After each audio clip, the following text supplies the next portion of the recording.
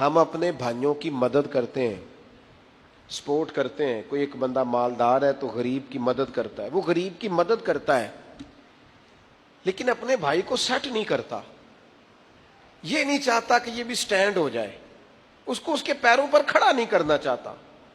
امداد دیتے ہیں لوگوں کو لیکن یہ نہیں چاہتے کہ وہ ہمارے برابر آ کے کھڑے ہو جائیں، کوئی ایسا کام کریں کہ وہ بھی سٹینڈ ہو جائے. یہ نہیں ہم کرتے.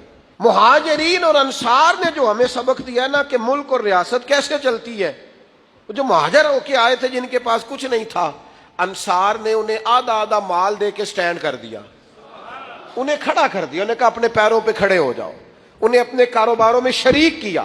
ہم نے قوم کو زیادہ سے زیادہ یہ توجہ دلائی ہے کہ لنگر کا کھانا ہے، روٹی کھا لو، ضرورت پڑے گی تو مدد کر دیں گے.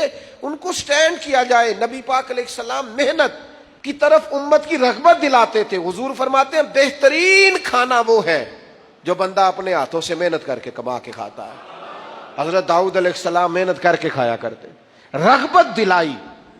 نبی پاک علیہ السلام نے حضرت عبد الرحمن ابن عوف رضی اللہ تعالیٰ عنہ کو اور جناب سعد بن ربیع رضی اللہ تعالیٰ عنہ کو بھائی بھائی بنایا تھا. یہ سمجھنے والی بات. حضرت سعد بن ربیع رضی اللہ تعالیٰ عنہ نے فوراً جناب عبد الرحمن ابن عوف سے کہا کہ میں آئے آپ کو اپنا مال آدھا تقسیم کر کے دوں.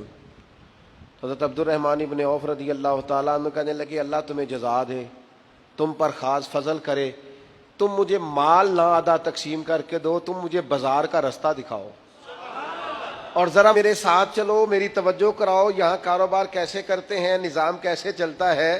حضرت عبد الرحمن ابن عوف چند دنوں کے بعد ہی بازار چلے گئے اور جا کر کے تجارت کرنی شروع کر دی، کام کرنا شروع کر دیا.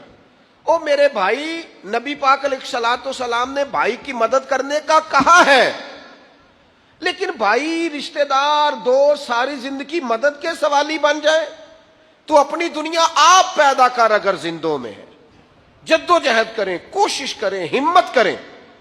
اور میرا رب بڑا ہی کریم ہے، بندہ تھوڑی کوشش کرتا ہے اللہ اس کی زیادہ مدد فرماتا ہے.